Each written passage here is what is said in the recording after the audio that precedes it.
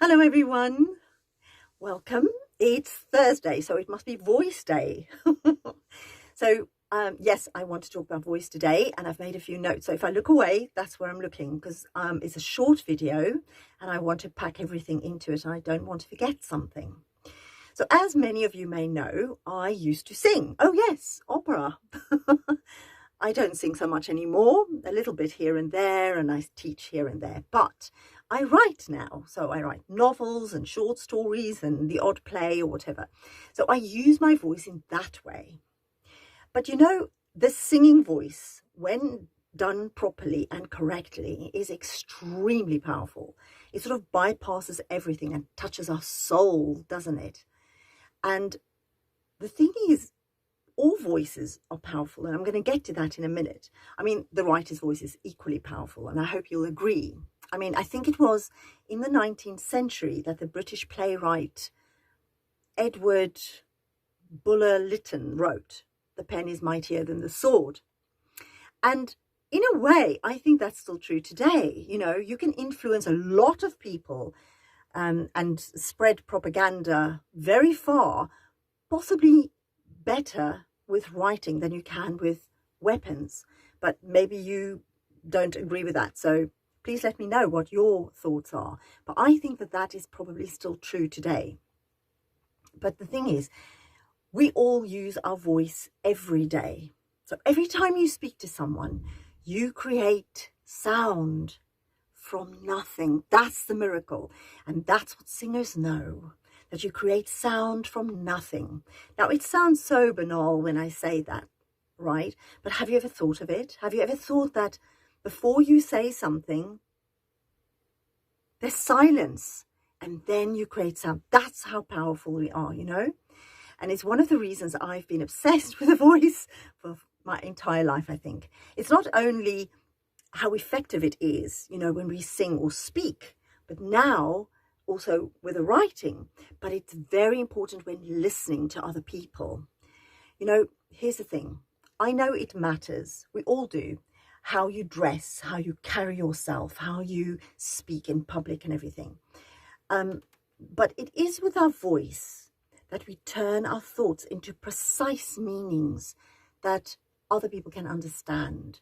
And that is one way, and possibly the best way, I think, of revealing our personality to other people, revealing who we are, because your dress and everything can say one thing about you. But once you open your mouth and you start speaking and saying your ideas and thoughts, it might change people's idea of who you are. I don't know if you agree with that, and I'd love to know your take on this.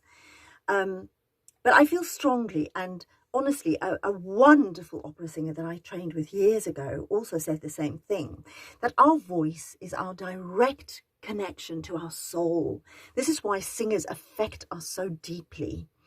And it's, you know, because it's like we hear the divine in ourselves and in other people's voices when we sing or speak. Absolutely. You hear somebody's true nature, whether they try to hide it or not. And even people who aren't trained in voice can sense that. So I'm sure you've met people who've said things to you and you go, not sure about that. It's because you can sense through the sound who they are, you know. But again, I think it's not something we ever really think about on a daily basis. Well, I do, because I work with voice all the time, but maybe you haven't. You know, that whole idea that our voices are divine and that how we use it in the world matters. Because, you know, here's the thing. Sound is at the basis of everything, isn't it? I mean, everything's vibrating. I'm vibrating, this is vibrating, you're vibrating, everybody's vibrating.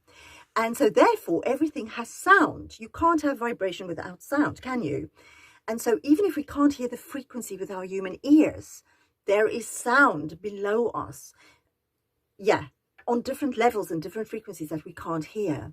And this is why it's so important, I feel, to be mindful of the sound we put out into the world. You know, we are extremely powerful, and the sound we create is vibration and energy and frequency. And so it doesn't just disappear because you've now yelled at somebody and you can't hear the sound anymore. You think it's gone, right? No, it hasn't. It's still there. The energy of the sound that you made is still there. It's affecting you. It's affecting the people and everyone around you. Even though we can't see it, we can't touch it. It's there.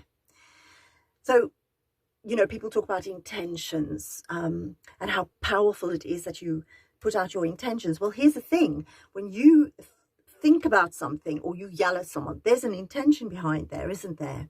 And so imagine how powerful your intentions are when you put sound behind it, because sound is so creative. It creates everything, isn't it?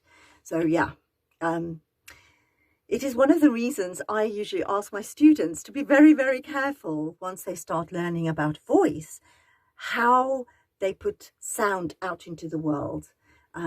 Just be mindful of that. You know, I feel we can create a much better, far more harmonious world if we become aware of the sound that we put into the world and the impact that it has on those around us and on a broader scale, the rest of the world. So I'd love to hear your comments below. I read them all and I respond, I do. So if you've enjoyed this topic and you found it of interest, I would love to continue talking about it. So do let me know. And I'd be so grateful if you'd like, share and subscribe to my channel if you haven't yet. I'd love to keep it alive. So thank you very much for listening or watching. And I look forward very much to seeing you in the next video. Mwah!